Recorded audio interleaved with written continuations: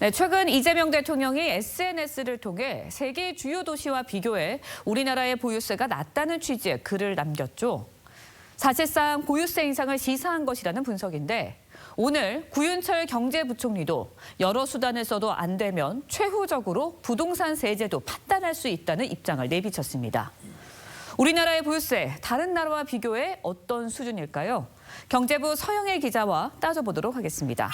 네, 서 기자 먼저 우리나라의 보유세 부담 어느 정도인 건가요? 네, 한 비영리 연구단체가 내놓은 자료를 보면 우리나라 보유세 실효세율은 0.15%, 그러니까 집값이 10억 원이라면 보유세로 150만 원을 낸다는 의미입니다. 경제협력개발기구 OECD 가입 국가들의 평균과 비교하면 절반에도 못 미칩니다. 미국 뉴욕, 일본 도쿄 등 세계 주요 도시와 비교해도 낮습니다. 네, 그렇다면 보유세가 낮다는 게 맞는 말이다, 이렇게 봐도 되는 걸까요? 그런데 꼭 그렇게만 볼 수는 없습니다. 우리는 세계에서 거의 유일하게 보유세가 재산세와 종합부동산세로 나누어져 있고 다주택자에 대한 세금 중과도 센 편입니다.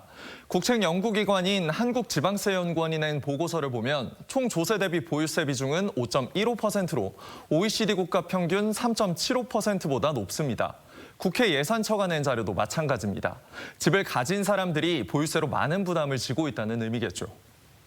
네, 그런데 미국은요, 보유세가 높은 편이잖아요. 반발은 없나요?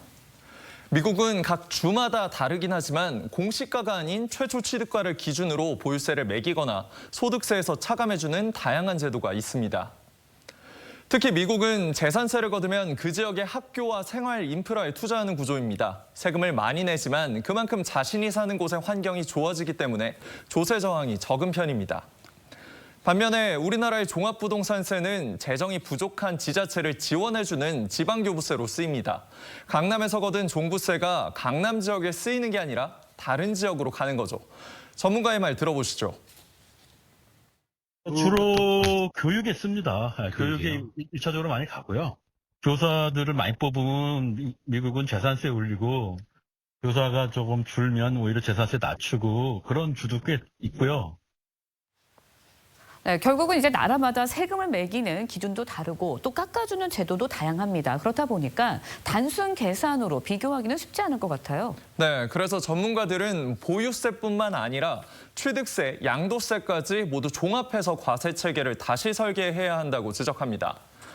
특히 취득세는 다주택자의 경우에는 최고 12%를 내야 하고 양도소득세도 기본세율 45%에 중과세율까지 합치면 70%가 넘습니다. 이렇게 보유세, 취득세, 양도소득세를 모두 합치면 GDP 대비 조세 비중은 4%로 OECD 평균의 2배가 넘습니다.